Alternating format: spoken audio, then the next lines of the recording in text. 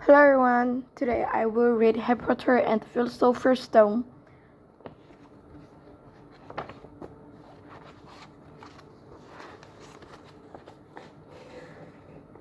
So I wouldn't tell you if I could. The stones here fear a good reason. It was almost stolen outer Ringos. I suppose you worked that out at all. Beats me how you even know about Fluffy. Oh, come on, Hagrid. You might not want to tell us, but you do know. You know everything that goes on round here, said Hermione in a warm, flattering voice. Hagrid's bird one twitched, and they could tell me he was smiling. We only wondered who had done the wording. Really, Hermione went on. We wondered who Dumbledore had trusted enough to help him apart from you.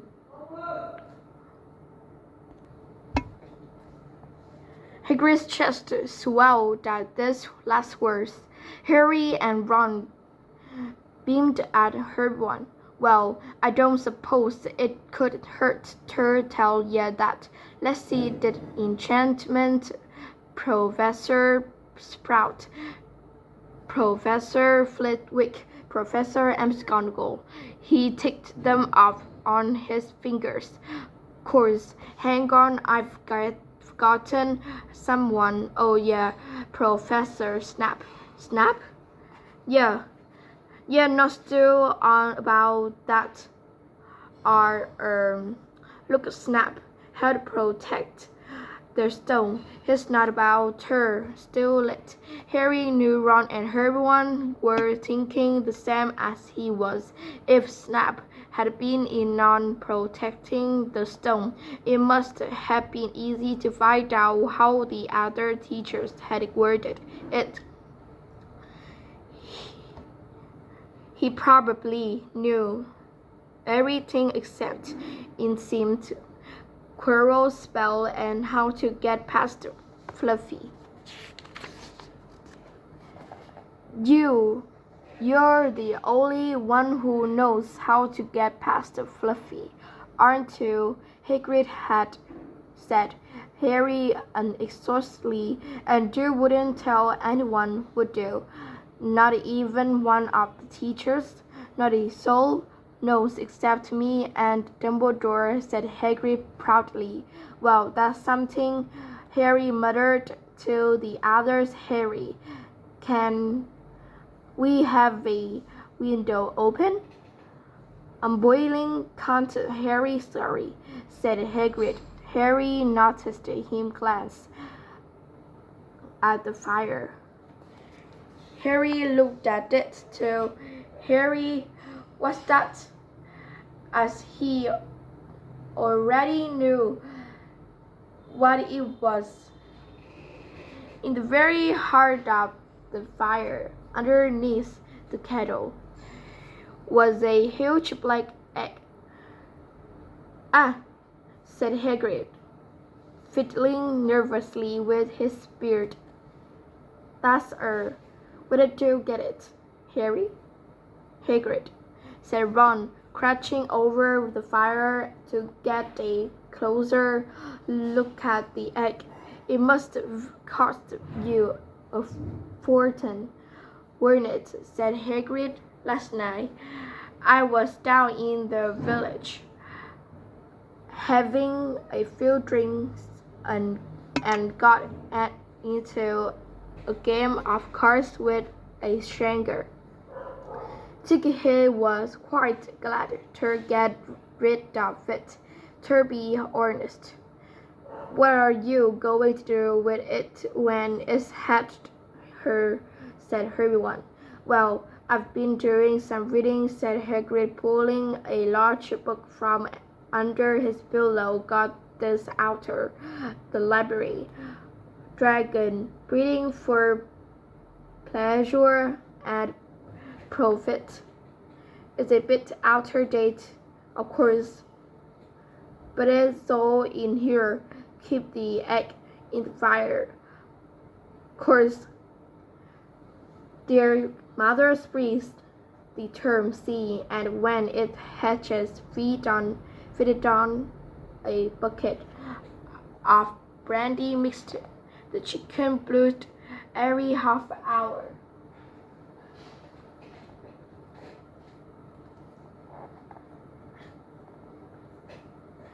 And see here. Now, to recognize different eggs.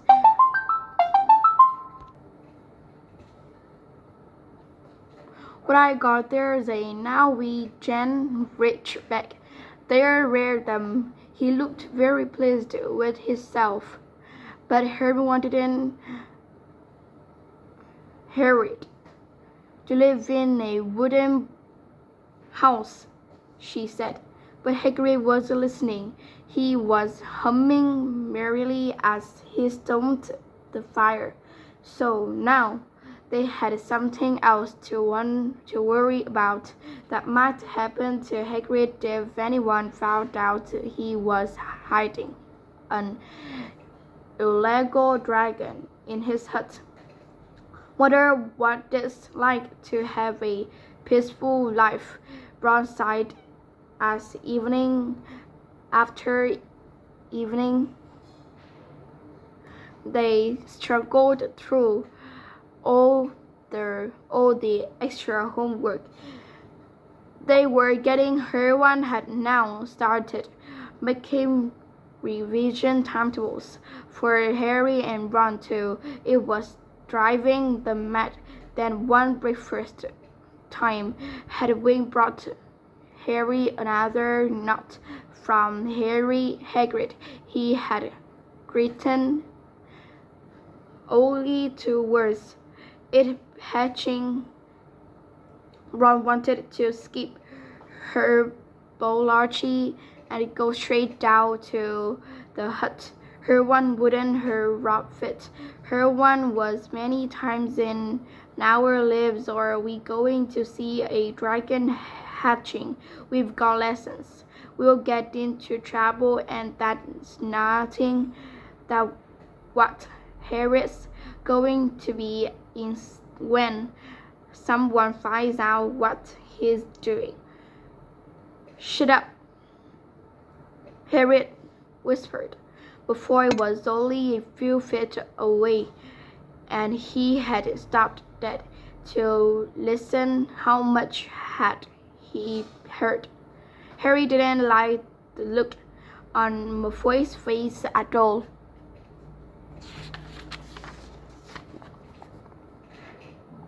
Ron and Hermione argued all the way to herbology, and in the end, Hermione agreed to run down to Hagrid's with the other 2 during morning break. When the bell shouted from the castle at the end of their lesson, the 3 of them dropped their trowels at once and hurried through the grounds to the edge of the forest. Hagrid created them, looking flushed and excited. It's nearly out. He ushered them inside. The egg was lying on the table. There were deep cracks in it. Something was moving inside.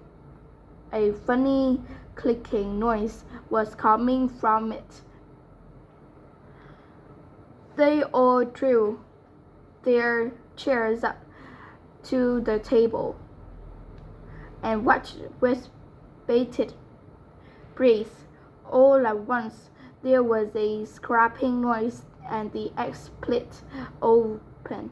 The baby dragon flopped onto the table. It wasn't exactly pretty. Harry thought it looked like a crumpled black umbrella. Its spiny wings were huge compared to its skinny yet body, and it had a long snout with wide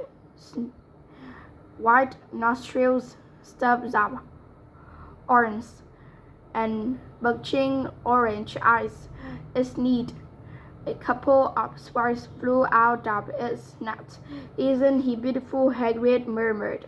He reached out a hand to stroke the dragon's head.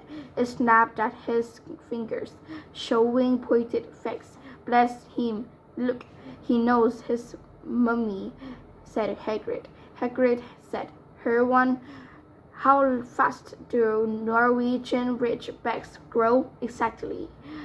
Hagrid was about to answer when the color suddenly drained from his face. He leaped to his feet and ran to the window. What's the matter?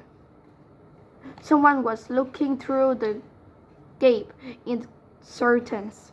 It's a kid. He's running back up toward the school. Harry bolted to the door and looked out. Even at a distance, there was no mistaking him before he had seen the dragon. Something about the smile looking on Malfoy's face stirring. The next week made Harry, Ron, and Hermione very nervous. They spent most of their free time in Hagrid's darkened hut, trying to reason with him. Just let him go. Harry urged, set him free. I can't, said Hagrid. He's too little. He died. They looked at the dragon.